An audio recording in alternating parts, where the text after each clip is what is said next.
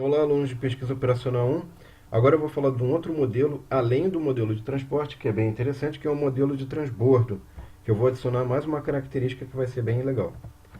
Enfim, esse modelo de transporte que a gente viu até agora, pessoal, ele estava restrito ao quê? Você tem as fábricas e entregar diretamente para o centro de distribuição. Só que agora eu quero colocar mais uma etapa. Na verdade, eu quero pegar as fábricas e fazer o fluxo das fábricas para o centro de distribuição e depois para as lojas, como eu estou fazendo aqui no mapa, que ficou um pouquinho confuso, né? A empresa A, ela quer que aconteça isso aqui, tá? Então, veja o seguinte, agora eu vou ter informação que vai ser o custo de você mandar da fábrica para o centro de distribuição. Da fábrica, a fábrica você vai ter uma capacidade máxima. Depois você vai ter, então, o custo de você mandar do centro de distribuição para as lojas, né? E finalmente você vai ter a demanda das lojas aqui, tá? E também tem uma capacidade máxima dos centros de distribuição que eu vou ter que levar em consideração, tá? Todas essas informações aqui vão ter que ser levadas em consideração no nosso modelo.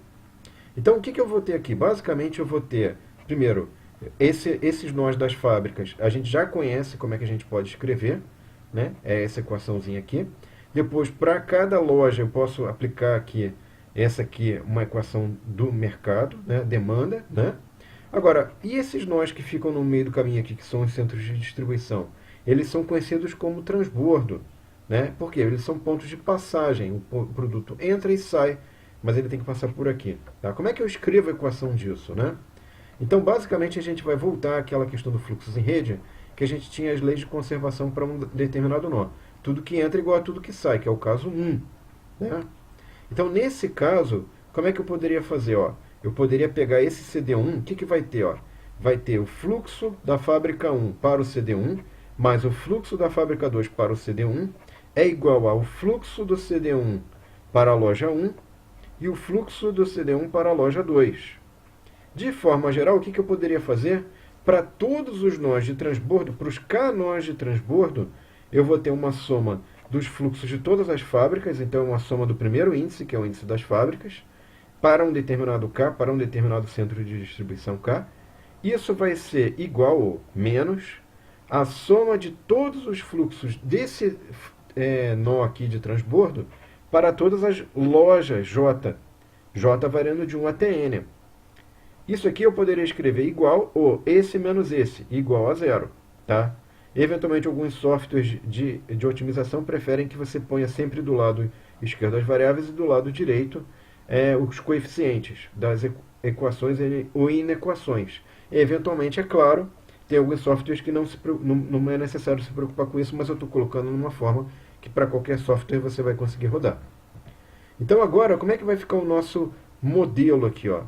A gente vai ter aqui ó, uma capacidade da fábrica, que a gente já sabia, a demanda do mercado, que a gente também sabia escrever, só que agora a novidade ó, é isso aqui. A gente vai ter então o transbordo, né? A questão do transbordo aqui, tá? Para cada transbordo K, ou para cada centro de distribuição K. Bom, o que eu fiz aqui então? Eu coloquei isso no GUSEC, esse modelo vai estar disponível lá para download para vocês mexerem. Né? Então você vai ter o conjunto aqui de variáveis das fábricas, dos centros de distribuição e das lojas. Para esse conjunto aqui eu posso escrever então os parâmetros referente ao máximo das fábricas, a capacidade das fábricas, capacidade dos centros de distribuição e o mínimo da demanda, que seriam as demandas aí de cada loja, né? Depois eu tenho também como parâmetros o custo dos fluxos das fábricas para os centros de distribuição e o custo dos fluxos dos centros de distribuição para as lojas. Esses aqui são os parâmetros. Né? E aqui, no caso, eu vou imprimir um relatório para esse ponto .txt, arquivo .txt. Aqui eu tenho as variáveis referentes ao fluxo das fábricas para os centros de distribuição e o fluxo dos centros de distribuição para as lojas. Tá? Continuando aí o modelo matemático. Agora, né? Então eu vou ter aqui minimizar o custo total, que é a soma dos custos de fluxo de entrada para o centro de distribuição e dos custos de saída do centro de distribuição. É isso que quer dizer essa equação aqui. Tá? Então repara que eu saio de I em fábrica para J centro de distribuição e de J de centro de distribuição para K para as lojas. Né? Depois eu tenho aqui uma restrição de capacidade máxima, que é referente à capacidade de produção das fábricas. Aqui eu tenho uma demanda, questão de mínimo para atender a demanda.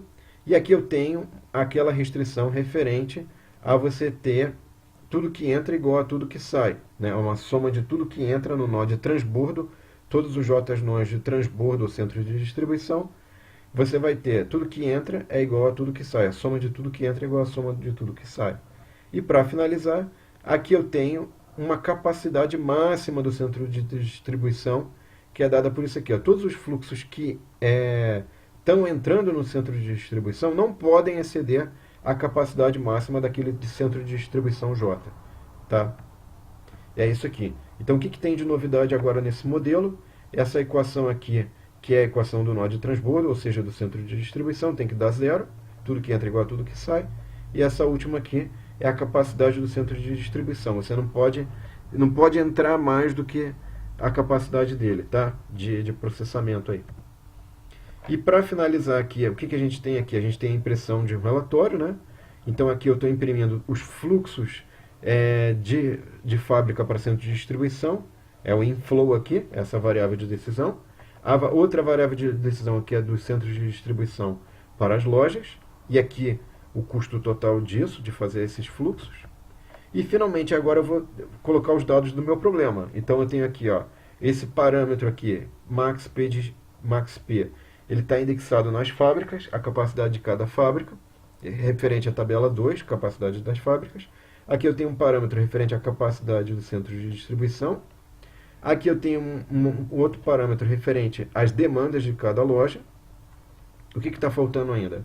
Eu tenho que ter ainda os parâmetros referentes aos custos de transportar das fábricas para cada centro de distribuição, está aqui. E aqui eu tenho outro parâmetro que é os custos de transporte de cada centro de distribuição para cada loja. Tá? Um custo unitário aí de fluxo, né? E aqui tem que colocar, claro, um end para você finalizar o seu arquivo. Tá? Com isso, se você colocou esses dados corretamente, colocou o modelo e tal, você vai ter esse resultado. A gente pode traduzir esse resultado numa forma visual, que vai ser bastante interessante. Então, por exemplo, aqui da fábrica 1 eu estou mandando coisa para o centro de distribuição 1 e 2. Repara que isso aqui é a capacidade máxima de produção da fábrica 1. Isso aqui é a capacidade máxima do centro de distribuição 2, então está sendo respeitado nesses fluxos aqui. Repara que o centro de distribuição aqui está distribuindo para quem? Para a loja 1, para a loja 2, né? Para a loja 3 e para a loja 5. E o centro de distribuição 2 está mandando para quem? Para a loja 4, para a loja 5 só. E ele recebe de quem? Da fábrica 1, da fábrica 2 e da fábrica 3. Então, repara que aqui a fábrica 5, por exemplo, desculpa, o centro de distribuição recebe da fábrica 1, recebe da fábrica 3 e recebe da fábrica 4. Repara que a fábrica 5 não foi utilizada, tá? Provavelmente porque os custos dela são muito altos e aí ela acabou não sendo utilizada. Repara então que a gente tem essa visão aqui. É claro que traduzir esse resultado nisso aqui dá um certo trabalho, mas é mais interessante para você entender os padrões, o que se formou, como é que ficaram os fluxos, tá? E aqui também tem o custo total no relatório, no arquivo TXT. Bom, pessoal, eu espero que vocês tenham gostado desse modelo de transbordo e espero que vocês estejam preparados para a atividade de avaliação. É isso, obrigado pela sua atenção. Tchau.